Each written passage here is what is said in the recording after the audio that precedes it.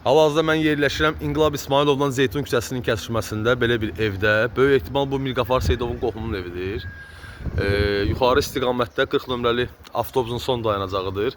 Aşağıda Zeytunluq adlanan ərazidir. Ev Rahilə xanımın deyil. Bu da Dövlət Təhlükəsizlik Xidmətinin qurduğu çirkin bir oyunun hissəsidir.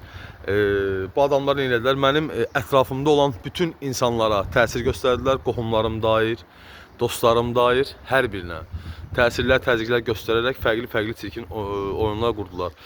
Bu obyektin yiyəsi Fərhad 10 FR 300 nömrəli markalı maşını Mirqafar Seyidov verib.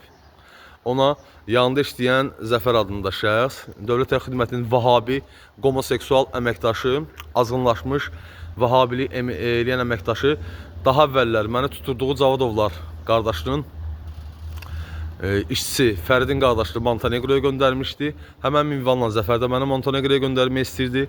Fərhadın yanında özünü 12 il yalandan qələmə verən işçi kimin adı Mahirdir. Mahirin soyadı Muxtarov deyil. Yalandan şəxsiyyət vərəqəsi təqdim edilər Muxtarov kimi. Və bu ərazidə Mirqafar Seyidov, Dövlət Təhlükəsizlik Xidməti, 102 xidməti və 35-ci polis bölməsi əlbir olaraq General-mayor Əbülfət Rzayev cənablarının adından saxta sənəd çıxarılmağının izni itirilməsi və məni 35-ci polis bölməsinə istiqamətləndirməklə daimi olaraq manipulyasiya və psixoloji təsir altında saxlayıblar. Hələ də bu evdəyəm. Ümid edirəm ki, məni heç kim burada öldürüb eləməz. Buna çox ümid edirəm. Deməli, Mirqafar Seyidov, 102 xidməti və 35-ci polis bölməsi əlbir olaraq cinayət izninin itirilməsi və General-mayor Əbülfət Rzayev adından saxta sənəd, saxta idarə düzəldilməsinin izni itirmək məqsədi ilə 102 xidməti ilə əlbir olub belə bir çirkin oyun qurdular. Həmin çirkin oyun nədən ibarət idi? Oyun bundan ibarət idi ki, mən zəng edirəm 102-yə, Mirqafar Seyidov bağlı tədbir görmək əvəzinə 102 xidməti Nazirliyə, Cənab Nazir General Polkovnik Vilayət Eyvazova məruza etmək əvəzinə 102 xidməti durmadan şikayətimi istiqamətləndirirdi 35-ci polis bölməsinə və General Əbülfət Rzayevin artıq 4-cü dəfə bu şəxslər tərəfindən şərlənib böhtanlanmağının izni itirməyə nail olacaqdılar. Hələ də çirkin çoxlu manipulyasiya, cinayət izninin itirilməsi ilə bağlı çirkin çoxlu oyunlar gedir. Yenidən mənim mobil telefonuma dəfələrlə müdaxilə eləmək istəyiblər.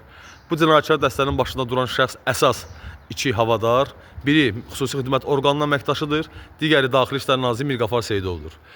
Sadəcə olaraq xüsusi xidmət orqanı əməkdaşı mənim başıma açdığı oyunların izini itirmək şərti ilə belə bir narkotik dövriyyəsini gündəmə saldı, atdı ortalığa və bir növ özünü və xüsusi xidmətdə işləməyini, homoseksual olmağını, vahabi olmağını, min üzə, min sifətə sahib olmağını gizlədə bilmək üçün bu alçaq ilk növbədə bir növ özünü sortalamaq üçün narkotik dövriyyəsini atdı ortalığa və ortalığa atmaqla başladı çirkin iki tərəfli, iki başlı oyunlar qurmağa. Ümid edirəm ki, tezliklə Cənab Nağıyev bu şərəfsizlə bağlı, bu homoseksual əməkdaşı ilə bağlı tədbir görər. Bundan əvvəl də İctimai TV kanalına təzyiq göstərərək cinayət izinin itirilməsi məqsədi ilə daha da çirkin oyunlar qurmuşdu.